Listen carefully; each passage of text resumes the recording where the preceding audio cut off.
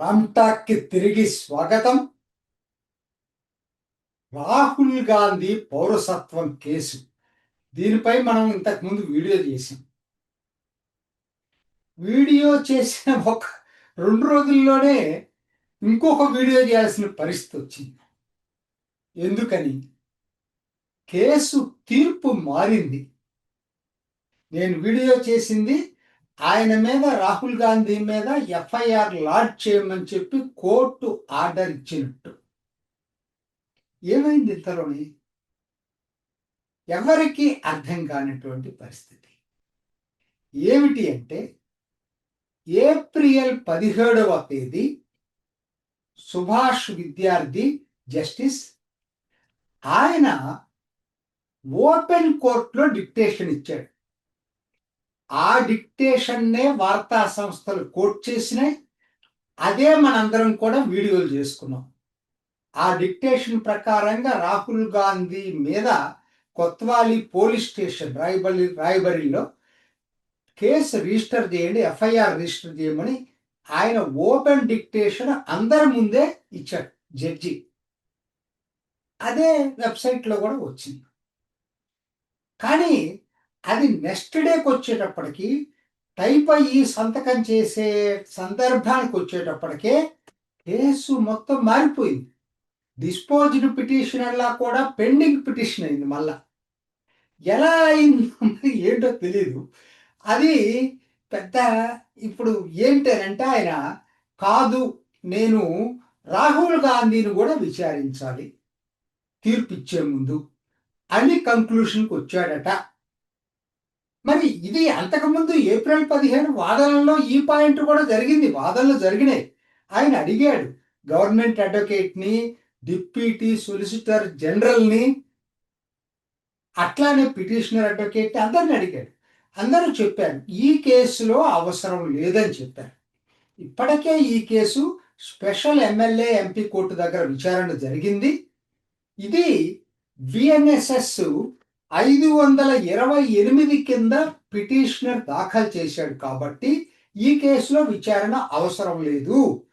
ఈ కేసు ఇది section 173/4 read with 175/3 కిందకి వస్తుంది కాబట్టి అవసరం లేదన్నారు. అఫ్ కోర్స్ మనకు తెలియదు, లీగల్ పరిజ్ఞానం అది ఏమిటి అనేది తెలియదు. దానికి సాటిస్ఫై అయ్యి ఆయనకు ఓపెన్ కోర్టులో డిక్టేషన్ ఇచ్చాడు.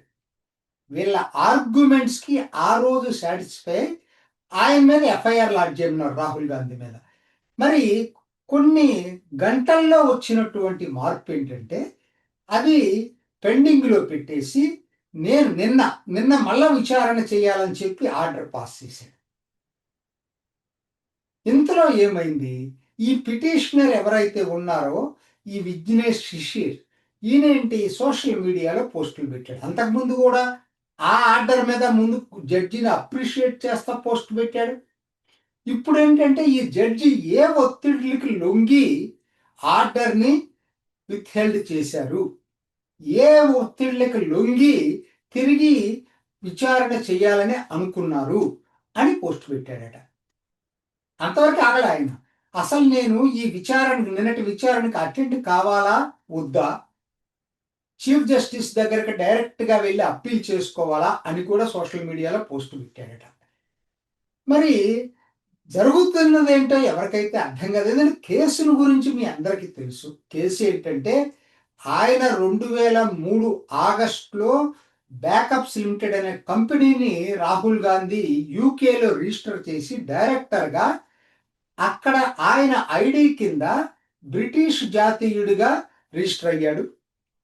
అడ్రస్లు కూడా లండన్ హ్యాంప్షైర్ ఇచ్చాడు. తర్వాత మళ్ళా తిరిగి 2005-2006లో యాన్యువల్ రిటర్న్స్ ఫైల్ చేసినప్పుడు కూడా బ్రిటిష్ జాతీయుడిగానే చేసుకున్నాడు. అట్లానే 2004 లోక్సభ మొట్టమొదటిసారి అమేథీ నుంచి పోటీ చేసినప్పుడు కూడా ఆయన నాకు ఈ కంపెనీ ఉందని చెప్పి కూడా అఫిడవిట్లు దాఖలు చేశాడు. ఇవన్నీ పిటిషనర్ పొందుపరిచిన అఫిడవిట్లు ఉన్నాయి. వినండి ఇదంతా కూడా. సో ఇది నేను వీడియో చేశాను.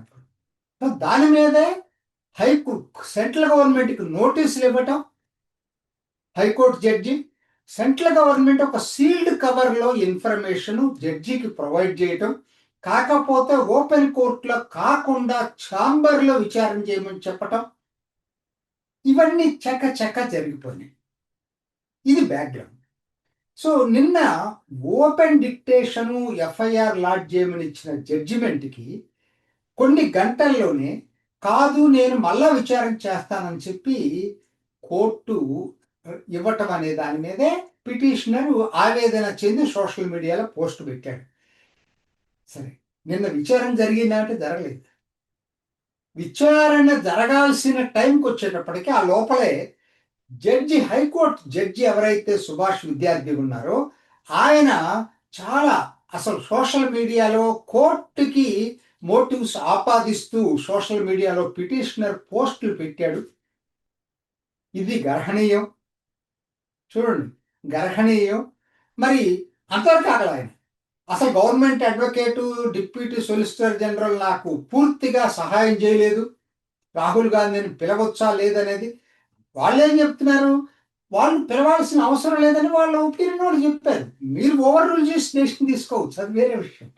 సో మొత్తం మీద ఏమిటంటే చివరికి విచారణ జరిగే టైం లోపల హైకోర్టు జడ్జి అంటే ఐ రిక్యూజ్ ఫ్రమ్ దిస్ పిటిషన్ అంటే నేను ఈ పిటిషన్ నుంచి తప్పుకుంటున్నాను,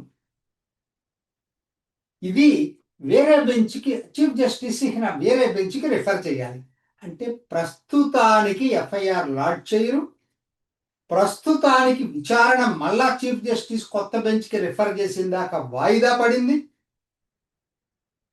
మరి పిటిషనర్ మాట్లాడేటువంటి వాదన ఏదైతే ఉందో దీని వెనక చాలా ప్రెజర్ ఉందనేటువంటిది ఆయన చెప్పినటువంటిది, మనం కాదు. ఎందుకనంటే కోర్టు విషయాల్లో మన వ్యక్తిగత అభిప్రాయాలకి విలువ లేదు. విలువ ఉండొచ్చు, కానీ అది కోర్టు ధిక్కరణ కిందకు వస్తుంది.